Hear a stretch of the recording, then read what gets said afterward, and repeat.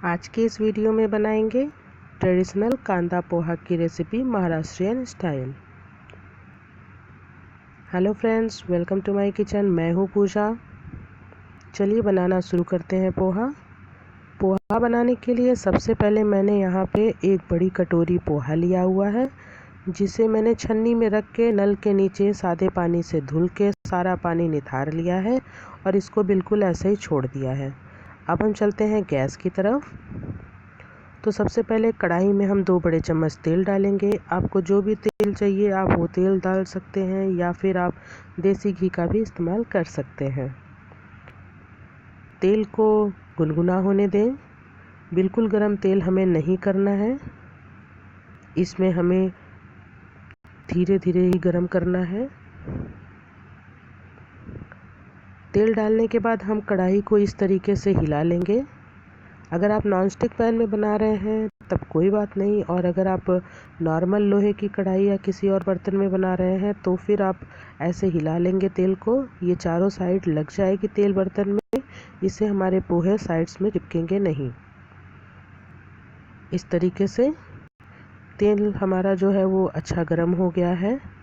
Normal सा लो to medium flame में हमें गर्म करना है तेल को। अब हम इसमें कुछ खड़े मसाले डालेंगे, जिसमें मैंने 2 तेज़पत्ता और 1 लाल मिर्ची का यूज़ किया है। अगर आप करी पत्ता डालना चाहें तो आप वो भी कर सकते हैं।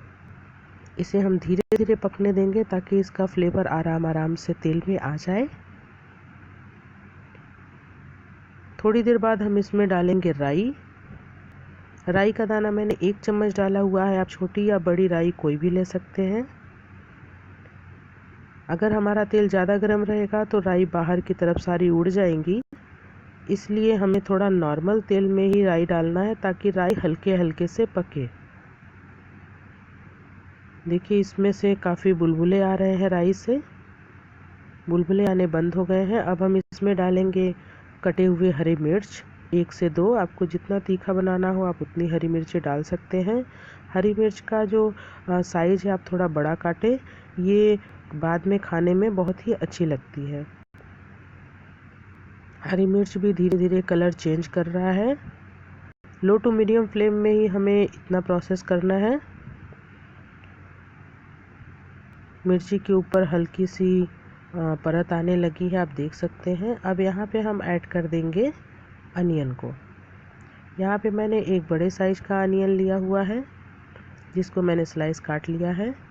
अनियन को हमें तब तक भूनना है जब तक कि इसका कलर जो है ट्रांसपेरेंट ना हो जाए।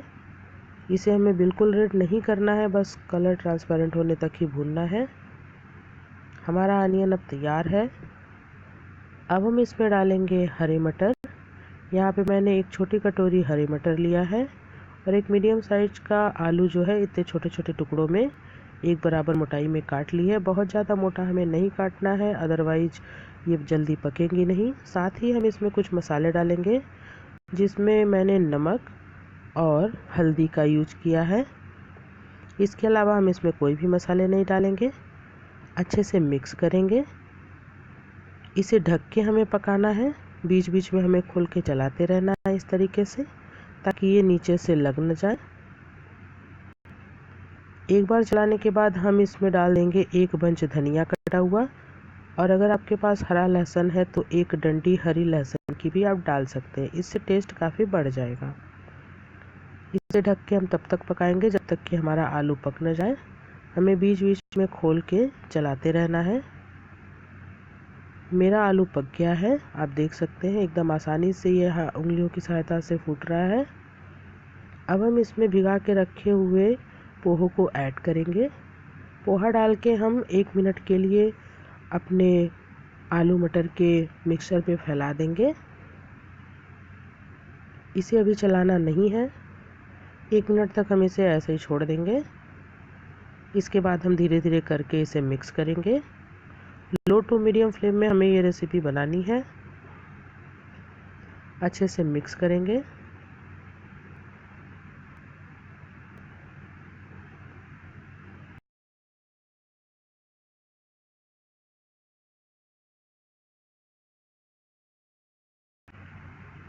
देखिए पोहे आपस में चिपक नहीं रहे हैं, ये बिल्कुल खिले खिले और अलग हैं। अच्छे से मैंने इसे मिक्स कर लिया है। अब हम इसमें आधा नींबू का जूस डाल देंगे। अच्छे से चारों साइड डाल के मिक्स करेंगे। फटाफट हमें मिक्स करना है, नहीं तो ये नीचे पकड़ने लगेंगी। साथ में ही आप, अगर आपके पास हरा लहसुन का जो स्टेम है वो आप काट करके डाल सकते हैं थोड़ा, और हरा धनिया भी यहाँ पे और डाल सकते हैं आप। अच्छे से मिक्स करेंगे। हमारा जो पोहा है 2 मिनट भुनने के बाद सर्विंग के लिए तैयार है। अब हम इसे एक प्लेट में निकालेंगे। देखिए कितना अच्छा खिला खिला और बिल्कुल अलग अलग है, एक भी पोहा आपस में चिपका नहीं है। इसका कलर भी काफ़ी अच्छा आया हुआ है। इसके ऊपर हम नींबू छिड़केंगे, और थोड़ा सा अगर आपको भुजिया, नमकीन, अनारदाना डालना हो तो आप उसे भी डाल के सर्व कर सकते हैं। अगर आज की ये रेसिपी आपको अच्छी लगती है तो वीडियो को लाइक करें, हमारे चैनल को सब्सक्राइब करके बेल बटन ज़रूर दबाएं। इससे मेरे चैनल पे आने वाली कोई भी रेसिपी सबसे पहले आप तक पहुंचेगी। मिलते हैं नेक्स्ट वीडियो में, तब तक के लिए bye bye. Thanks for watching.